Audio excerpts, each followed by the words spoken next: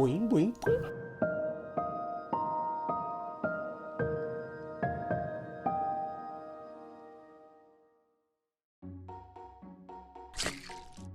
Ne nous mentons pas. Aussi riche que soit l'univers imaginaire et intellectuel du dessinateur, la routine d'une vie urbaine serrée, les perspectives humanistes quelque peu aplaties du monde en période de Covid font que la vie à vivre le jour est diablement difficile à supporter dans sa monotonie. Il faut déployer toute son ingéniosité pour réenchanter un peu ce laborieux ouvrage. Il faut avoir un bon rythme de vie déjà, puis organiser sa journée autour d'occupations vigoureuses. Tout d'abord, le ping. Heureusement qu'on a notre capitaine de ping pour former une équipe de tonnerre et traverser tout Paris à explorer les tables en plein air pour y affûter un peu sa raquette et ses balles. Pongiste tout-terrain, le sourire figé sur une équation de maths en base logarithmique, le hachimaki vissé dans un nid d'oiseau grisâtre, porté par un chariot du diable que l'on entend à 3 bornes en avance, la Special Crew étant en place, l'expédition peut commencer. On débute par le parc des Moulins Verts, et ce, dès l'aurore. On a rendez-vous pour un échauffement dans les règles, coup droit sur coup droit, revers sur revers.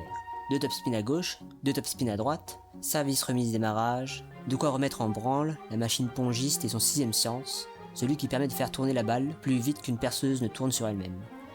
Midi, c'est l'heure du marché juste à côté. Couscous galette au thym, quelques vitamines C en grappe, on y croise des habitués avec lesquels on échange quelques banalités sociologiques sur la théorie du tout fout le camp. Sans rien y comprendre, on fait semblant d'acquiescer. One more. Ensuite, on file vers notre balle secrète quelque part sur la rive droite. Un parc condamné en retrait des grands boulevards, où nous attend un compagnon d'infortune. Les matchs s'enchaînent, les croquis pleuvent, les balles se perdent entre 2 commentaires sur notre civilisation décadente, ou s'enfuient par les rues pour éviter d'être huées de coups. Les badauds égarés passent admirer les quelques points de l'espace, attirés par les cris enthousiastes de nos pongistes du dimanche. 16h, heure du goûter. Heure de foncer au parc du Luco. On se fait aborder sur le chemin par quelques compétiteurs rivaux d'un club voisin qui jouait là. Après avoir corrigé quelques pongistes effrontés et quelques pompompettes, il faut bien le dire, on repart du côté de l'observatoire pour relever un peu le défi.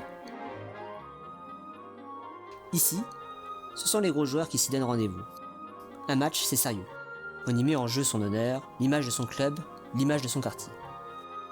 La chevalerie est ici réglée à la rotation de la balle, du street fight à la raquette, animée par quelques discussions féroces autour d'énigmes mathématiques ou de mordantes critiques faciles de l'establishment. Ça tabasse sévère sur la table et autour de la table.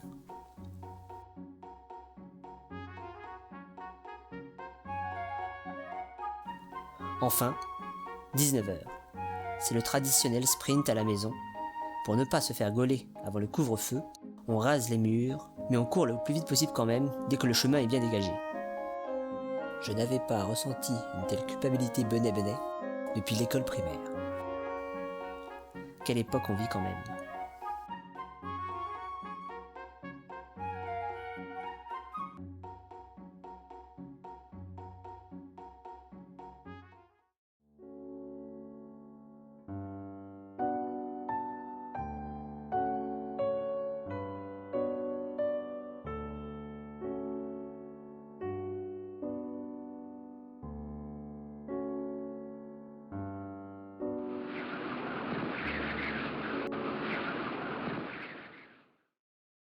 Like and Subscribe